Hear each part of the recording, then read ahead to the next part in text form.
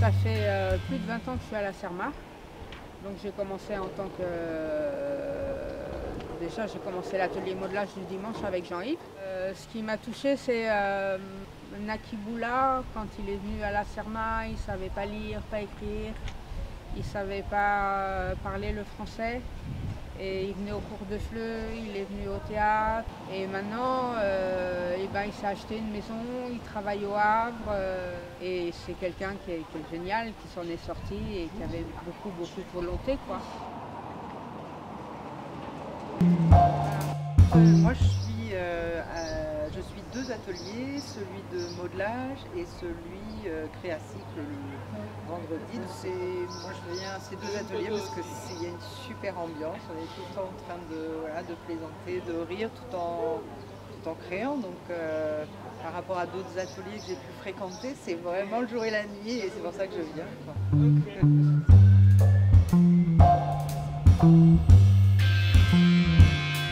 Je suis arrivée à la Serma dans l'idée de faire du modelage.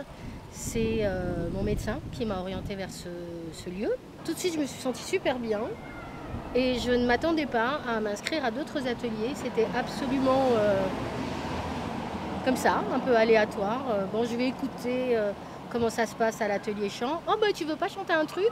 Bah, ouais, pourquoi pas. Et du coup, au bout d'un mois, je dis sincèrement, aussi bien les gens avec qui je suis à l'atelier que les animateurs, bénévoles.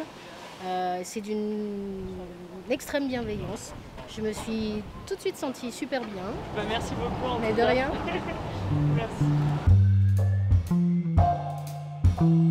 Je travaille en service civique pour le festival Toi, Moi & Co. Et je pense qu'un des moments qui m'a le plus touchée, c'était la clôture du festival qui s'est passée ici à la Serma. Et c'était un peu le moment le moins préparé du festival. On était tous très fatigués, où on n'avait pas vraiment de planning préparé et tout. Et c'était un petit peu le bordel du coup. Mais en fait, c'était un moment super touchant et super drôle. Et même si c'était pas du tout préparé et qu'il y a eu plein de bugs, et bah, je trouve que ça a été un des moments les plus touchants que j'ai vécu cette année. Je suis en service civique en tant qu'assistante de chargée de projet, donc de MEJ, sur la Serma et sur l'action Emprise.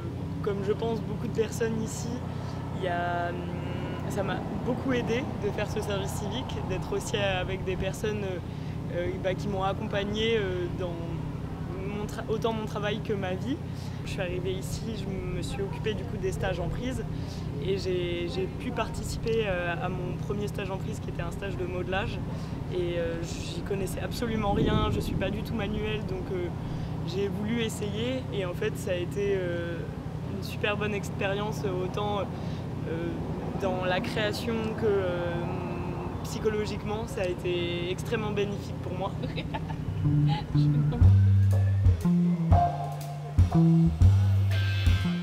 Nous, voilà, nous sommes le groupe pop rock de la Serma en fait. Et on n'a pas de nom pour l'instant, mais on va essayer d'en trouver un quand même par la suite. Moi, ils m'ont obligé à chanter. Et ça, comment tu l'as perçu ça? Non, ça va. J'ai commis l'erreur de dire que je prenais des cours de chant. Okay. Et du coup, hop, je me retrouve être obligé à chanter. Et tu étais très content. Hein, et j'étais très content. Je pars du principe que tous ceux qui jouent dans le groupe pop rock, chacun doit chanter. Ça fait 4 ans que je suis à la Serma et grâce au groupe pop rock, j'ai réussi à m'ouvrir comme dit là. Et je ne pensais pas du tout être là 4 ans en arrière, je ne pensais pas. Voilà. Ah, c'est super chouette. Et chanter non plus. Chanter non plus parce que je ne voulais pas.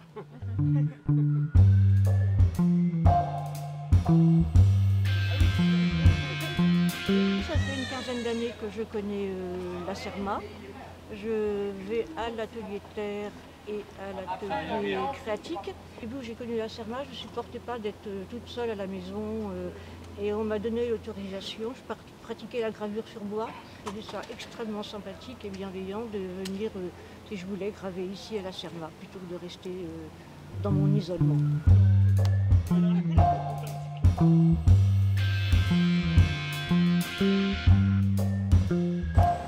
Je fais partie de la Serma depuis 2013. Je suis animateur de la page Facebook que l'on appelle la Sermag. Je suis membre du comité directeur et je donne un petit coup de main partout où on me le demande. Quand j'ai commencé à la Serma, on m'a confié l'espace multimédia. Et il y a un vieux monsieur qui était dans les pays arabes, qui avait perdu toute sa famille à cause de son addiction et qui voulait reprendre contact avec sa famille parce que vraiment ça lui manquait, ses enfants, ses petits-enfants, ses arrière-petits-enfants. Et donc grâce à Internet, on s'est penchés tous les deux et il a réussi à renouer avec toute sa famille. Je crois que c'est une belle réussite. Remercions la Serma.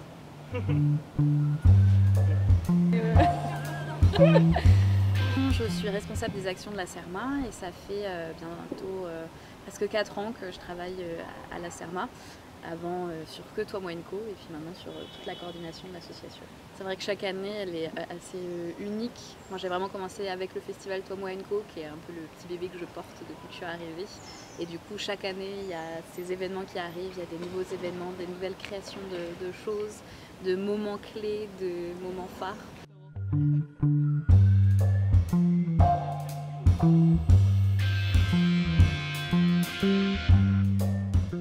J'anime l'atelier de peinture en lettres. Moi j'ai appris ce métier à 16 ans. Et donc ça fait, je ne vais pas dire mon âge, mais ça fait un peu de temps. Et comme aujourd'hui c'est un métier qui n'existe pratiquement plus, j'essaye de le transmettre à tout public, autant des jeunes que des moins jeunes. Et il y a une ambiance générale où tous les gens sont bienveillants. Et que ce soit à l'accueil, que ce soit des animateurs, les responsables. Moi je me dis oui, tant que je peux le faire, je le ferai.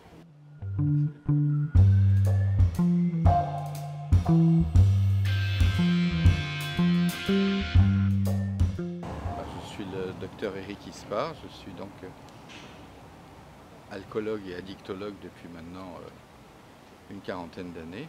Je crois qu'il y a d'abord eu l'idée de la Serma, où il y avait un maillon qui manquait il y avait le soin, la structure de post-cure, les mouvements d'entraide, de la prévention qui se faisait correctement. Puis il y avait une espèce d'après qui manquait, et d'où l'idée d'avoir une passerelle intermédiaire entre le temps du soin et la stabilisation. Après, il y a eu cette idée que les personnes ayant eu un problème avec l'alcool, maintenant des addictions, étaient des personnes qui avaient des possibilités, du courage, d'où les marathons qu'on a pu favoriser, les voyages en Laponie, voilà, des anecdotes, des choses où tellement de mes patients ont pu me dire que ce qu'ils vivaient à la Serma était supérieur aux produits.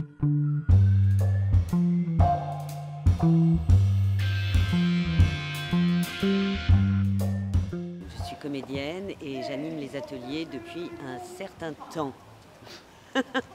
Moi, je peux juste dire qu'à chaque fois, je suis émerveillée. J'ai toujours l'impression qu'au moment du spectacle, que quand on répète, c'est quelquefois n'importe quoi. Et qu'au moment du spectacle, j'ai l'impression qu'ils ont tout entendu ce que je leur ai dit. Ça se révèle, c'est un peu magique. Donc ça veut dire que je ne parle pas dans le vide. Et ça, pour moi, c'est magique. Et ça reste magique quand je vois les gens faire des progrès. Je ne m'en lasse pas. Voilà. Super. Merci beaucoup. Merci à toi.